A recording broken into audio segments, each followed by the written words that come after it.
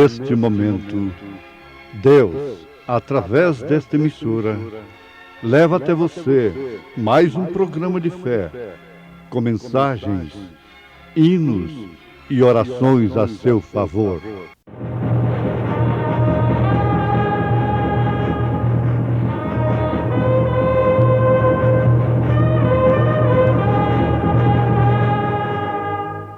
Fé para vencer. Somente crer, somente crer, tudo é possível, somente crer, somente crer, somente crer, tudo é possível, somente crer. Pela fé, Enoque foi trasladado para não ver a morte, e não foi achado porque Deus o trasladara, visto como antes da sua trasladação alcançou o testemunho de que agradara a Deus. Ora, sem fé é impossível agradar-lhe, porque é necessário que aquele que se aproxima de Deus creia que Ele existe e que é galardoador dos que o buscam. Eu creio em Ti.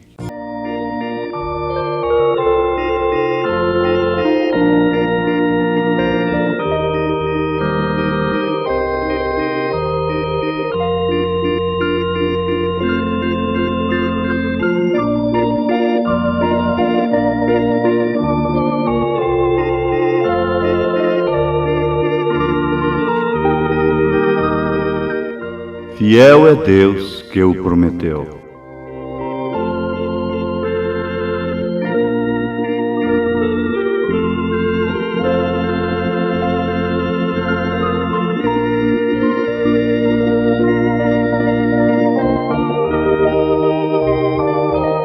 Cremos perfeitamente que, durante mais esta programação, muitos daqueles que dedicam a sua atenção de uma maneira sincera e com fé, vão descobrir que o Senhor ainda é o seu piloto. Porque às vezes a vida fica tão difícil e cheia de tantas contradições que a gente pensa que perdeu a liderança, que não tem nem mesmo o Espírito Santo. Mas teu piloto ainda sou.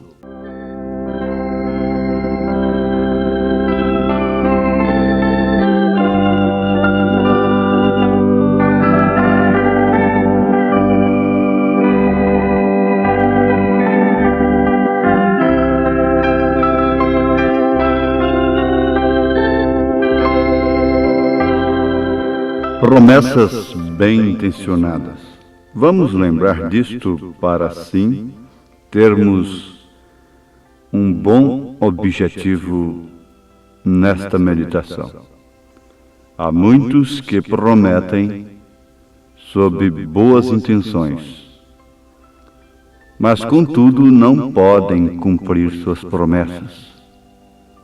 Às vezes choram, se desesperam, se angustiam, sofrem derrame cerebral, infarto cardíaco, insônia, sistema nervoso abalado, por não poder cumprir com seus compromissos, com suas promessas, em relação à vida secular, material, em relação à vida social, moralmente falando. Há muito disto hoje na Terra. Agora, nós temos pensado naquele que é fiel, porque Deus é fiel em suas promessas. Por que que Ele é fiel? É porque Ele não tem condição de falhar. Se é uma coisa que Deus não tem condição, é de falhar. Já é o contrário do homem. O homem pode falhar. O homem é falho. Não estou falando do mau elemento, da pessoa mal intencionada. Estou falando aquelas pessoas bem intencionadas. Elas falham, por isso tudo deve ser, se Deus permitir, se Deus quiser, se Deus confirmar. Até uma mudança a Bíblia ensina, é se Deus quiser. Então, Deus é quem é fiel. Ele é fiel porque Ele pode cumprir as suas promessas. Fiel é aquele que o prometeu. Então, Ele faz promessas absurdas na Bíblia Sagrada e mesmo extra-biblicamente falando, na vida da igreja, na história da igreja, nós encontramos, e hoje, atualmente, neste presente momento, encontramos Deus com coisas absurdas para a razão, para os sentidos, para até mesmo os nossos princípios morais e religiosos, etc. Deus sempre é místico. Deus não pode ser entendido.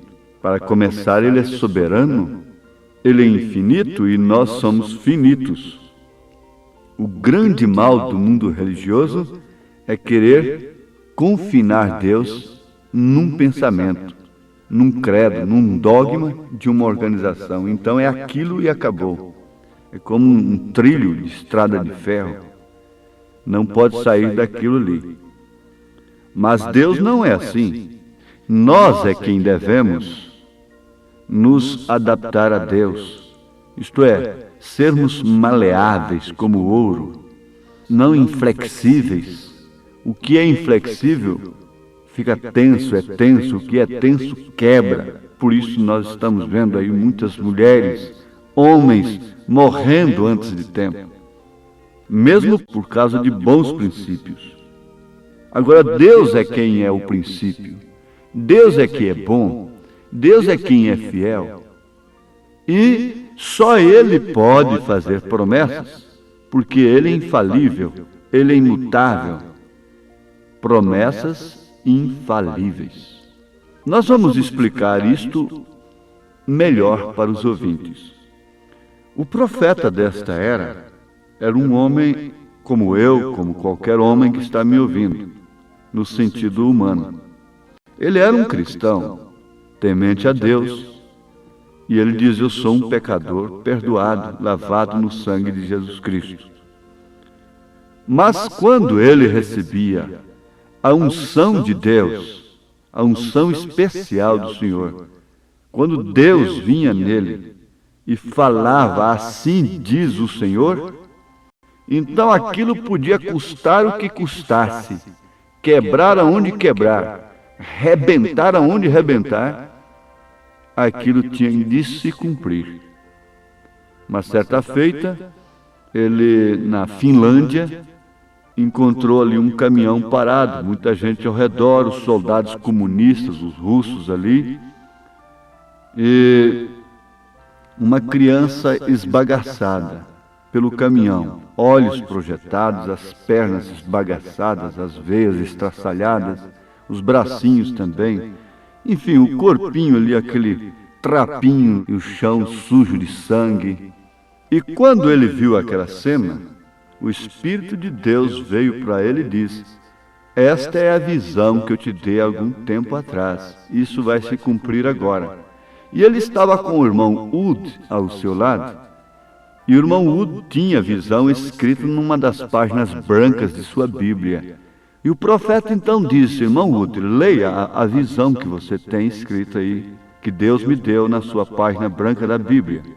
Ele diz assim: uma criança será ressuscitada num lugar de muitas montanhas, de muitas árvores, etc, etc. Aí o profeta diz: é agora, irmão Ud. Mas o caso era terrível, era absurdo falar que aquela criança ia ser ressuscitada, se pôr de pé, ilesa, perfeita como antes.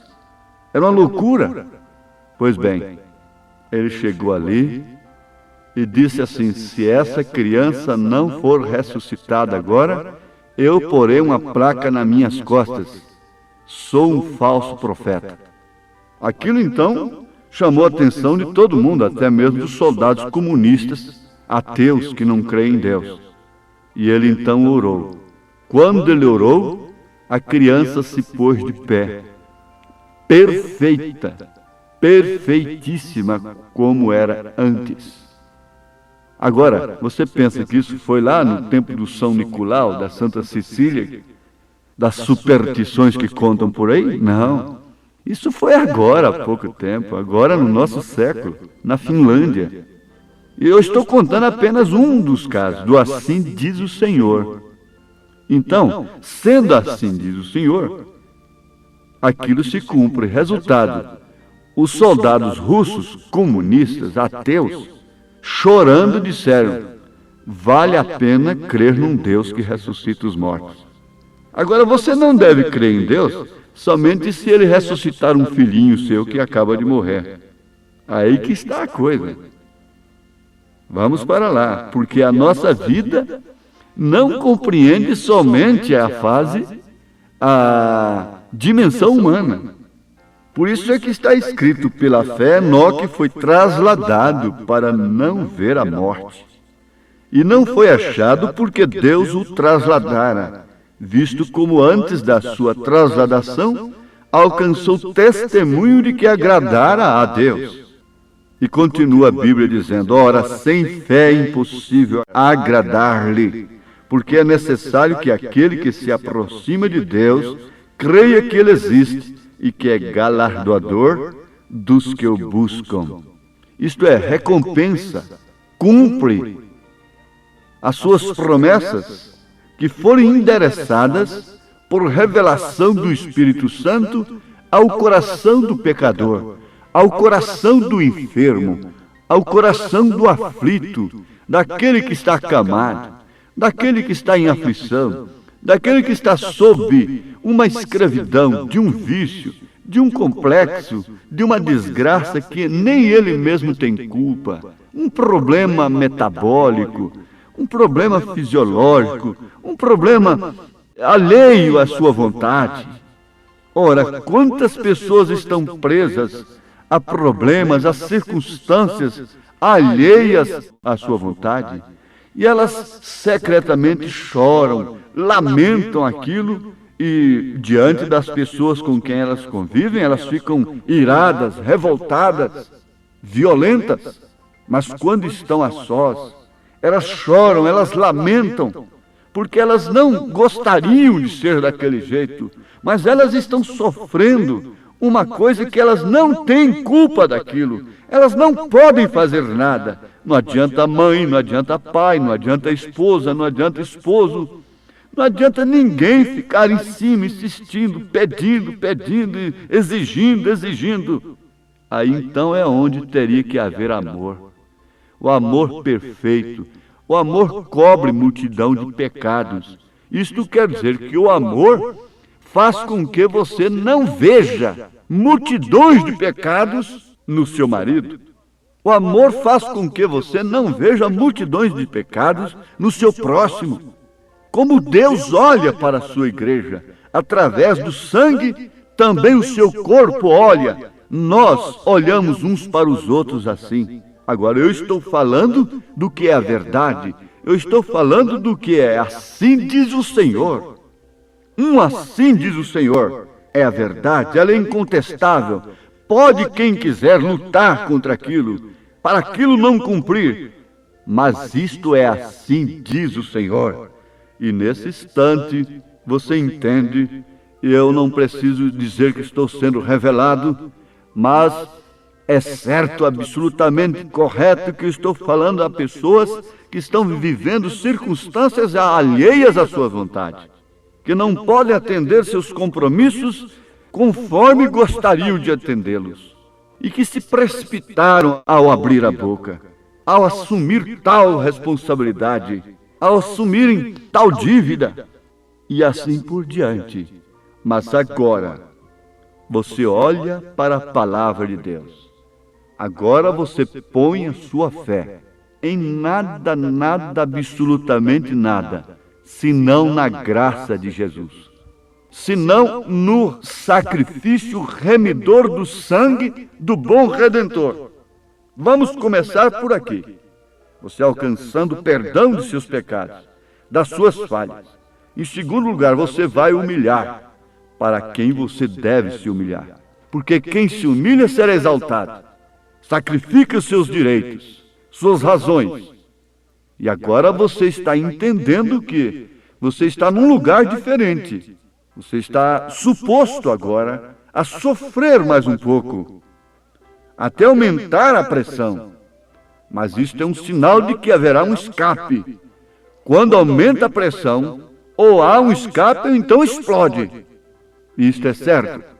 Agora, você vai entender que sua fé e o seu amor estão firmados no Senhor, estão firmados em Deus, na sua palavra. E você, então, não põe a sua fé em nada mais, a não ser na graça de Jesus. Então agora tudo está pronto. Nós não estamos querendo sugestionar as pessoas e enchê-las de uma ilusão, uma fé ilusória, mas uma fé que pode encarar a coisa como ela é. E você então chegar no credor e dizer: eu te devo, reconheço minha dívida, mas tenha paciência, minha vida está embaraçada. E você chegar para sua mulher, para o seu marido, para o seu pai, para a sua mãe, encarar a realidade, a coisa como ela é. Então nós estamos aqui numa plataforma de vitória. Aquele que se humilha será exaltado, mas aquele que se exalta será humilhado. E para ser humilde é necessário que tenha fé. Para estar no amor de Deus é necessário que tenha fé. Para perdoar é necessário que tenha amor. Então não é aquela coisa decorada, aquela reza: perdoa as nossas dívidas assim como nós perdoamos aos nossos devedores. Se alguém te deve, perdoa agora, seja o que for, o quanto for. Perdoa no seu coração. E você verá o quanto você vai receber muito mais. A reserva, o ódio, as coisas más no coração prejudicam as pessoas que estão cheias de razão, que estão com o direito. Mas agora Deus tem me posto aqui para vos abençoar com a verdade, com assim diz o Senhor. E agora suspira profundo, respira profundo o perdão de Deus. E cede também, concede de graça aquilo que você recebeu de graça. E você verá uma vitória tremenda na sua vida, em nome de Jesus Cristo. Amém.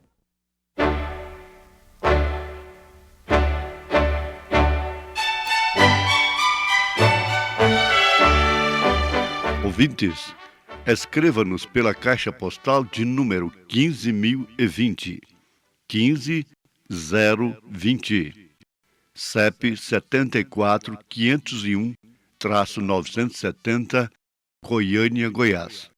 O nosso endereço na internet é www.apalavraoriginal.org.br. Volte a nos ouvir amanhã novamente, neste mesmo horário, esta emissora, se o Senhor nos permitir, com fé no Filho de Deus, a fé que vence o mundo.